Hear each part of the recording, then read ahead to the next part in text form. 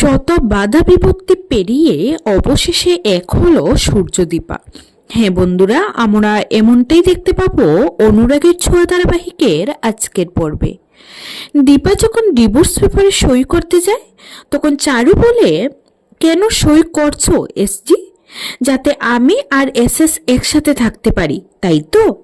সত্যি চাও তুমি সেটা? মন থেকে চাও তুমি? সত্যি যদি চাও তাহলে দুজন দুজনকে এসব কি কথা বলেছিলে? বলেই রেস্টুরেন্টের ভিডিওটা সবার সামনে প্লে করে চারু। ভিডিওটা দেখা শেষ হলে চারু বলে, কি ভেবেছো এইভাবে যারা দুজন দুজনকে ভালোবাসে তারা অন্য কারোর সাথে থাকতে পারবে?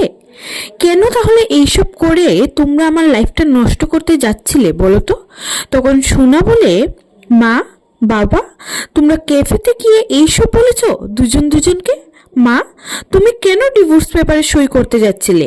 আর তুমি বাবা চারুকে কেন বিয়ে করবে বলেছিলে, বলো কেন?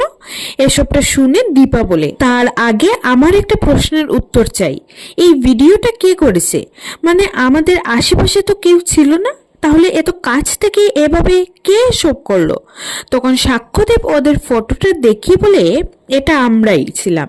ফটোটা দেখে দীপা বলে, তোমাদের এই পোশাক? ক্যাফেতে তো আমরা এই পোশাকে দুজনকে দেখেছিলাম। চারু তুমি ছিলে? তখন চারু বলে, হ্যাঁ। তুমি কি ভেবেছিলে এসজি ওই মানুষটার সঙ্গে আমি থাকবো যার জীবনে দীপা ছাড়া আর কেউ নেই?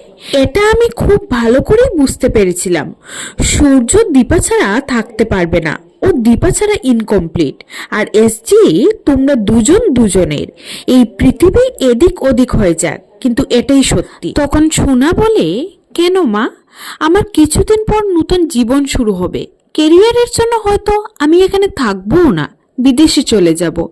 হয়তো আমার জীবনে নতুন কেউ আসবে, আমি জানি না, কিন্তু আমার জন্য সবটা কেন স্যাক্রিফাইস করবে তোমরা? সোনার কথা শুনে দীপা বলে, সোনা মা, বাবা মা সন্তানদের জন্য এটাই করতে পারে রে। একজন মা যেমন সন্তানকে জন্ম দেয় তেমনি একজন সন্তানও মাকে জন্ম দেয়।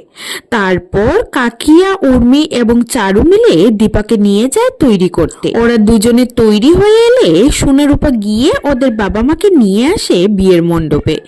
দীপাকে আবারও বিয়ের সাজে দেখতে পেয়ে মুগ্ধ চোখে তাকিয়ে থাকে সূর্য।